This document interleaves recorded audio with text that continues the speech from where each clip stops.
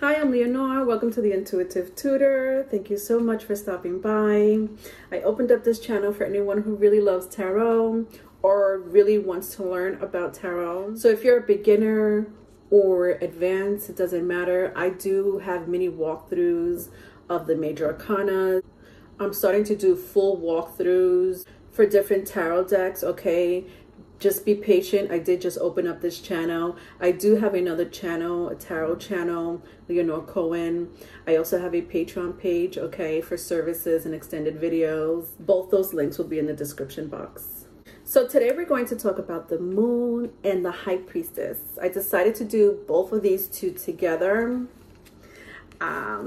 because to me, they represent pretty much the same thing in some shape, form, or other.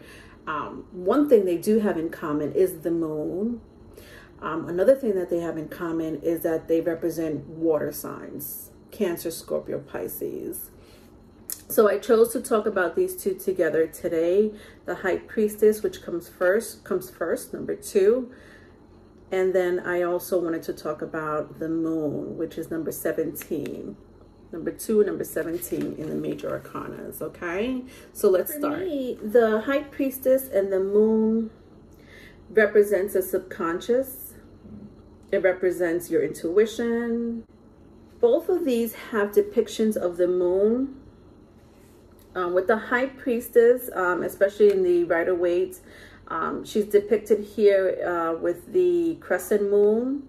And then the sun here in the middle. So she's depicted with this crowned crescent on 2 sides with the sun disk in the middle. The moon always has the image of the moon. It doesn't matter which tarot deck it is. But they do both represent the moon in some shape, form, or other to me. And some readers will say that the moon is Cancer. Some readers will say that the moon is Pisces. They're both right. Doesn't matter. Again, Cancer, Scorpio, Pisces represents the moon. Same thing with the High Priestess. Some people will be like, you know, the High Priestess is a Pisces card. Doesn't matter. It's a Pisces card, yes. It could also be Cancer. It could also be Scorpio. To me, both of these represent all water sign, okay? Obviously, you know, you would have to see what other cards come before and after, what's surrounding the energy, if you want to really dig into which sign it is, like a specific water sign. So that's up to the reader and the energy that surrounds these two major arcanas, okay? Just so you know, with the Chariot is a Cancer energy. So that's by itself, correct? And then the Hangman is a Neptune energy. Neptune represents Pisces, right? Or rules Pisces. So that's on its own. But the moon and the High Priestess is not. The moon and the High Priestess both represent the element of water. So let's start with the Wildwood Tarot. The Wildwood Tarot, they have the High Priestess here depicted as the seer. In my Wildwood Tarot, this is the guidebook to the Wildwood Tarot. I love how the creators really took the Wildwood Tarot and the guidebook and depicted a spiritual and cultural awareness to the archetypes that inhabit the forest and our relationship to nature and other worlds. They also have like this system called the Wheel of the Year. The Wheel of the Year has a lot to do with the spring, summer, fall, winter seasons. The seer in the time of the wheel represents the full equinox. It's the time of the vessel meaning water. And the seer is the heart of the woods. So the creators really did a wonderful job depicting each tarot deck in the Wildwood Tarot and explaining our evolution as humans with the primal forest and the important connection that it has both physically and psychologically. A great example of this is the indigenous Native American tribes they became very intrigued by the many correlations that nature and their native survival has like a connection to each other. Another example of this is the ancient stones, or I should say the ancient stone circles. You could see the old ancient stone circles here in the States, also in Europe. I think Australia may even have an ancient stone circle as well. And these ancient stone circles are aligned again to the seasons. So both equinoxes, the fall and the spring, and the solstice, right? The summer solstice and the winter solstice, as well as the sunrise and sunset. In the Wildwood Tarot, the seer is cloaked with her totem animal, the owl. And here, the High Priestess represents ancient wisdom. She's meditating, she's speaking in riddles, she's in a trance. All right, so let's go to the High Priestess in the Black Tarot. It definitely has to do with other worlds. You have to understand that the High Priestess is an old soul. And again, she's cloaked in this image as well, you know. In a lot of the tarot cards, the High Priestess is cloaked. Half her body is cloaked, half her face is cloaked. It does give her this mystery, this mysterious image. Like she's expressing herself without talking. She is the one who knows your secrets. She is the one who knows your fears. She's the one who knows your enemies, your insecurities, your tears, your laughter. She knows it all. And she's always depicted with this poker face because you know nothing about her. You don't know anything about this High Priestess.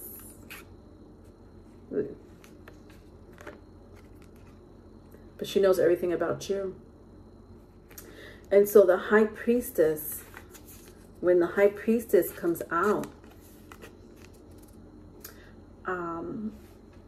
you know, unless you read reversals, right? Different story if it's a reversal energy. But when the High Priestess comes out, she's not saying a word. She's not expressing herself. Everything is in the subconscious, or it's a secret. You know, what she's doing is hiding her true feelings. And you see in the Black Tarot this full moon behind her.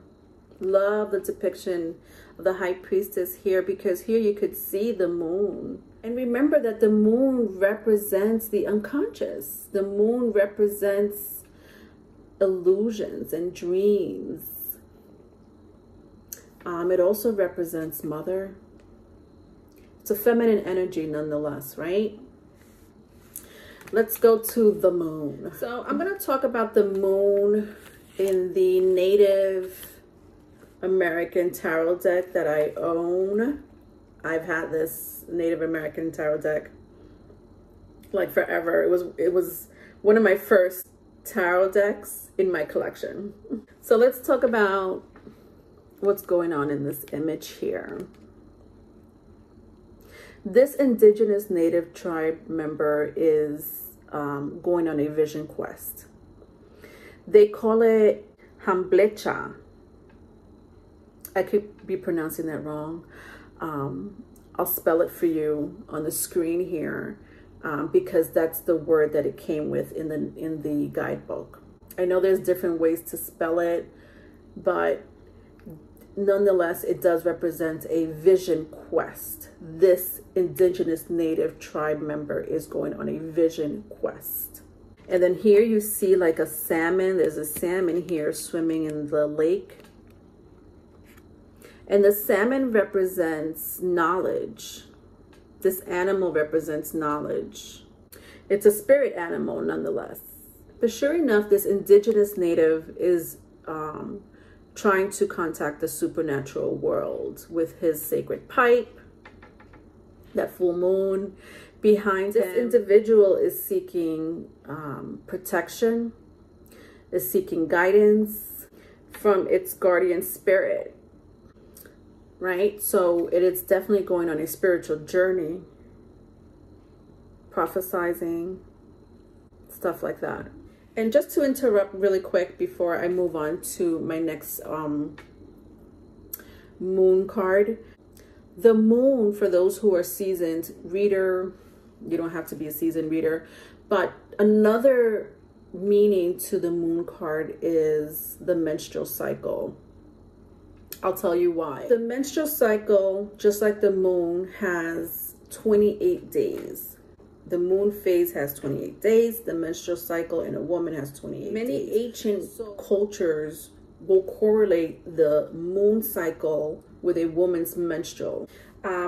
It is believed that when the sky is bright, when the night sky is bright, meaning a full moon, there's something psychological and hormonal that happens to a woman.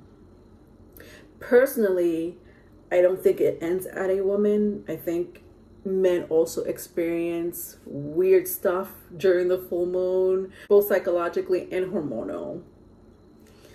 I've seen it. I've experienced it. You know, so I don't think it just ends at the woman. I think people go a little cuckoo for Cocoa Puffs during the full moon. But to bring it back to the menstrual cycle, the full moon does respond to the woman's psychological and hormonal ovulation of a woman. When the sky is dark, so when the night sky is dark or has a little bit of light, it's like the new moon, right? So the new moon is when a woman starts to bleed out, you know? So again, this is going back to many ancient cultures who believe that the moon in a woman's cycle is correlated. So full moon ovulation, new moon will be bleeding out. But you know, this is a feminine belief from the ancient cultures. It's a feminine energy. And again, it does sink in with the lunar cycle and the menstrual cycle, both 28 days. You know, give or take, right? Because now we're in modern times and women are using birth control, you know, pills or other methods of controlling birth. So that's going to mess up your menstrual cycle, right? So that's why I keep saying ancient times. All right, so last but not least, the moon in my new Mythic tarot deck. This is the guidebook to my new Mythic. Again, also one of my very first tarot deck in my collection. The new Mythic tarot deck, if you love Greek mythology, you should really get the new Mythic. This is Hecate. Hecate is the moon witch in Greek mythology. You see her with her 3 dogs. She has 3 faces. There's 3 phases of the moon, so 3, 3, 3. If you worship the moon witch, or if you're thinking about worshiping the moon witch, always have her altar in 3s, meaning whatever you have on her altar, put 3 candles instead of 1. On her altar, you could also put a gold or silver key. If you're going to do that, put 3. The strap halos symbol, which is like a wheel or crossroad, you could also put that on her altar. The colors for the moon witch should also be black. It should be white. It should be red. These are like the prime colors that should be on her altar, as well as yellow, blue. Again, this is for anyone who's really connected to the moon. You know, you have to have some type of connection to the moon. I myself have this huge connection to the moon. I don't have an altar for the moon witch. That's just me. Eventually I will plan to have one. I would like to have one. But I'm just giving you like the, 101 altar for the moon witch. Also, another thing I wanted to talk about is that this little crab, right? There's always like a crab, or in the traditional right away is the lobster. This looks like a lobster to me. But, you know, understand that the crab and the lobster, they don't really fully belong to the earthly realm. They don't fully belong to the water. It's like they both belong to both the water and the earth. You know, they could survive in both places, honestly. But understand that it's the same thing with the dream worlds. Dream worlds, which represents, again, the moon or Pisces energy, right? That's why people do correlate the moon with Pisces, because Pisces represents the dream world. Pisces represents illusion, the state of illusion, right? It's like you're in between two worlds, which is why you see like a depiction of the crab or the lobster, because they're in between two worlds. They don't fully belong to one or the other. Same thing with the High Priestess. I honestly, personally don't feel like the High Priestess belongs to either realm. That she just belongs to other worlds. But she could go to different worlds, right? Same thing. This is why I strongly wanted to do both the moon and the High Priestess together, because the energy is just so fitting, you know? And lastly, the Moon Witch, I was saying you should always decorate her altar with threes, right? 3 of everything. But again, as I was saying, other cultures may know her as another name. The Maiden. She's the mother. She's the crone. That's what the 3 means. The 3 mean maiden, mother, crone. Or in other words, moon, earth, underworld. Okay, so let's shuffle these cards. Let's start with the High Priestess. Let's see what we could get. Pair them up with either a major arcana, a suit, a minor, it doesn't matter. But I'm going to shuffle my Rider-Waite, and I'm going to pair the Seer up to see what other meanings we could get when it comes to the representation of the Seer or the High Priestess. Okay, I have 3 cards that came out. Interesting. So I have the Magician, the King of Pentacles, ooh, honey child, and the 9 of Pentacles. Okay. So this is surrounding the energy of the High Priestess. What does this mean? Let's find out. So when I see the Seer and the King of Pentacles, this is 2 people. Because it's a suit. So suits for the most part represent a person. And then we have a major arcana, the Seer, right? The High Priestess. So to me, this is 2 people, a masculine and a feminine. Could be 2 feminines because the King of Pentacles represents the earth energy, or earth signs are feminine energy. So it could be 2 feminine. Could be a masculine and a feminine, since it is a king. It doesn't have to be. Could be anything you want. Doesn't matter. You take the energy, you know, as it applies to your life, right? That's what we always say as readers. And then we have the Magician with the 9 of Pentacles. This is crazy. Let me tell you something. First of all, personally, me as a reader, when I see Pentacles, depends which Pentacles it is, but especially the 9 of Pentacles, along with the Queen of Pentacles and the 5 of Pentacles, I see it as witchcraft. But interestingly enough, you know, we're trying to get more of a meaning of the High Priestess. And the High Priestess, let's not forget,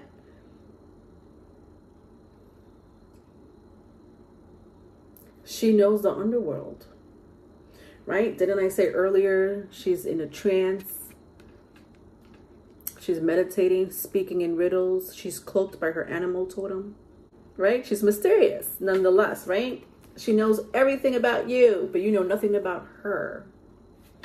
And this is her energy. So here we have somebody that's intuitive, number one. Someone that could go in and out of different realms, no problems, with no problems. Someone that may make money with the Nine of Pentacles because she or he is a high priest or high priestess, right? I feel like this is my reading. I would say a lot of the times when I do pair these cards up, when I start to pair them up in the end with other cards, I just feel like the cards are coming out for me. All right, whatever. This is my energy. So anyway, that's what I'm seeing here, right? If the person is not into the occult, let's just say, well, Leonore, this person's not in the occult, so it's not my rating. That's fine. We could interpret it another way. Because I do see, nonetheless, somebody trying to manifest this high priestess, this single young lady here, or older lady, doesn't matter. But there's somebody trying to manifest. And listen, I wouldn't be surprised if this King of Pentacles here comes with gifts, money. This King of Pentacles will impress, okay? This feminine energy. Okay, this King of Pentacles is not going to come short-handed. Okay? This King of Pentacles has his shit together, okay? Making sure he has his shit together. And interestingly enough, we have the Magician here, number one, and the High Priestess, number two. So the Magician comes before the High Priestess. And guess what? These two energies kind of go together. This is the masculine High Priest. This is the feminine High Priestess. What? Who's coming into my life? Listen, all I know is that this King of Pentacles is trying to take me off the market. Moving on. All right, so the moon. Let's pair the moon up. I'm going to use, let's use the Native American depiction of the moon. Let's see what's going on here. Let me just shuffle my cards again. Let's see what other meanings we could get from the moon when we pair them up with other majors, minors, or suits. Okay.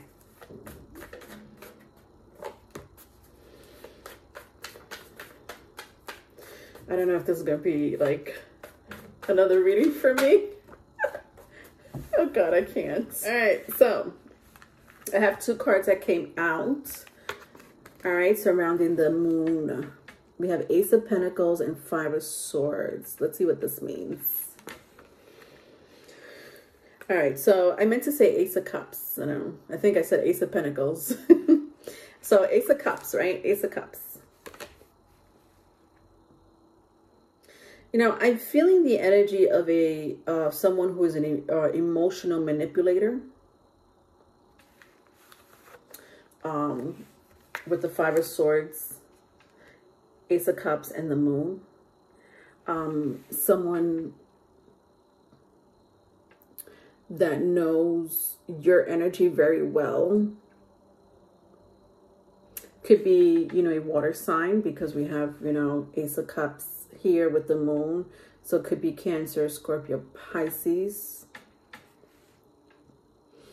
They may have air in your chart as well. You may have air or water in your chart. But to me, this is an emotional manipulator. But this person is coming in to pull at your heartstrings. And knows how to do it too.